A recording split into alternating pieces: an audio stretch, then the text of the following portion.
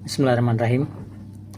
Teman-teman, kita lanjutkan pembahasan mengenai sahabat, perspektif Sunni dan Syiah. Saya akan banyak berbicara mengenai sahabat dalam perspektif Syiah, karena ini yang paling banyak disalahpahami. Jadi saya ulangi, bagi Syiah, tidak semua sahabat adil, melainkan bertingkat-tingkat, dan Syiah menyikapinya sesuai dengan kondisinya masing-masing. Kita sudah sampaikan sebelumnya, bahwa bagi Syiah, ada sahabat yang setia, yang kuat imannya sampai mendapat pujian dari Nabi, ada yang imannya lemah, dan mereka ini sering didoakan Nabi untuk kemudian dimantapkan imannya, dan dalam Al-Quran kerap diminta bertaubat, dan akan diampuni jika bertobat. Dan ada yang munafik, bahkan murtad. Kita sudah menjelaskan di video sebelumnya, bagaimana menyikapi sahabat yang setia, menyikapi sahabat yang lemah imannya dan yang munafik. Sekarang yang murtad bagaimana? Apa iya ada sahabat yang murtad? Bagi Sunni, tidak ada sahabat yang murtad. Sebab yang murtad keluar dari definisi sahabat. Bagi Sunni, sahabat adalah yang meninggal dalam keadaan beriman. Tapi bagi Syiah, ada sahabat yang murtad. Orang-orang inilah yang diperangi Khalifah Abu Bakar dalam perang Riddah, yaitu perang melawan mereka yang murtad. Contohnya Musailamah Al-Kadzdzab dari Bani Hanifah. Dia bukan hanya murtad sepeninggal Nabi, tapi malah mengaku sebagai Nabi baru. Saya ulang lagi kaidahnya. Karena murtad bagi Sunni, dia bukan lagi sahabat.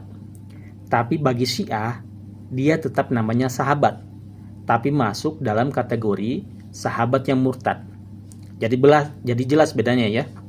Jadi Sunni dan Syiah sama-sama melaknat Musailamah dan menyebutnya sebagai pendusta.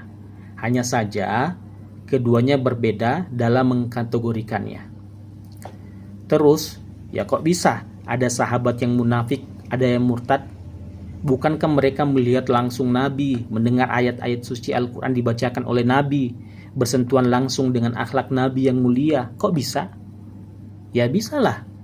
Sebab banyak faktor yang membuat orang tidak beriman. Kalau hanya dengan melihat, bertemu, dan berinteraksi dengan Nabi bisa langsung beriman, ya kita tidak akan mengenal Abu Jahal, Abu Lahab, dan banyak pembesar kaum kafir Quraisy sebagai figur yang menentang dakwah Nabi. Tapi buktinya kan ada. Mereka menentang dan melawan Nabi, bahkan hendak membunuh Nabi Muhammad. Bagaimana dengan Bani Israel yang jelas-jelas sudah melihat di depan mata mukjizat Nabi Musa membelah lautan dan menyelamatkan mereka. Bahkan juga mereka mendapatkan makanan dari langit. Tapi bisa terpedaya dan tertipu oleh Samiri, sehingga bisa membuat banyak dari mereka berpaling dari menyembah Allah, beralih ke menyembah lembu emas buatan Samiri. Kalau itu bisa, kok umat di zaman Nabi Muhammad tidak bisa? Dan diyakini bahwa mereka akan tetap beriman sampai mati. Jadi faktor keimanan yang murtad ya bisa jadi memeluk Islam bukan karena beriman, tapi karena sudah takluk dan tidak ada pilihan lain saat Fathul Mekah. Ada yang masuk Islam karena motif politik, ekonomi, ingin mendapatkan wanita yang disukainya, atau motif duniawi lainnya. Bukankah Nabi mengingatkan, barang siapa yang berhijrah karena Allah dan Rasulnya, maka akan mendapatkan Allah dan Rasulnya. Sementara yang berhijrah karena harta dan karena perempuan yang ingin dinikahinya, maka dia hanya akan mendapatkan itu. Jadi, kembali ke faktor niat masing-masing. Yang itu tidak boleh diintervensi oleh siapapun. Jadi, mari kita menyikapi secara ilmiah dan logis, bukan emosional dan perasaan.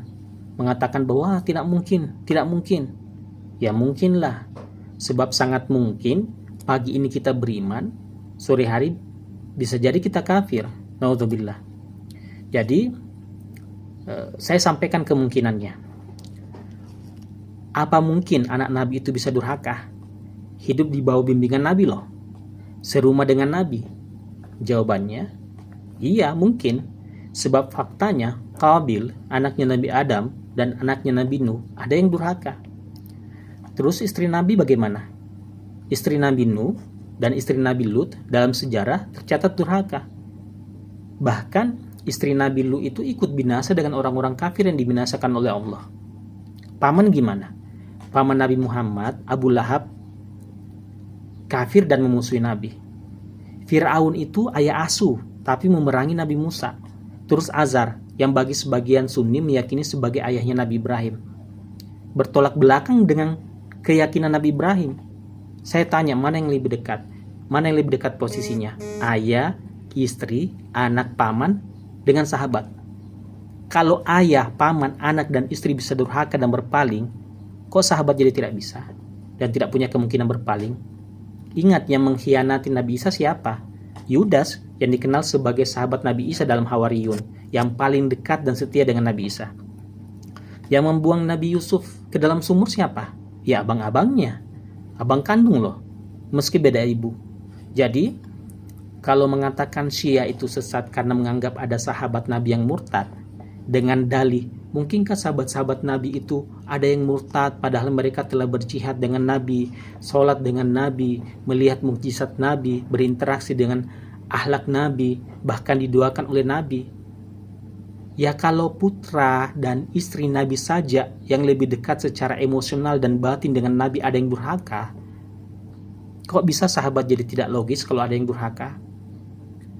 Yang durhaka dan murtad sepeninggal Nabi bukan kesalahan Nabi, bukan Nabi gagal mendidik, itu pilihan mereka sendiri. Jadi, yang ingin saya sampaikan, pandangan Syiah bahwa ada dari kalangan sahabat Nabi yang murtad, ada loh, saya tidak menyebut semuanya, adalah pandangan yang logis, masuk akal, rasional, dan secara historis juga diterima, sebab ada faktanya. Ada perang Riddah setelah Nabi Muhammad wafat.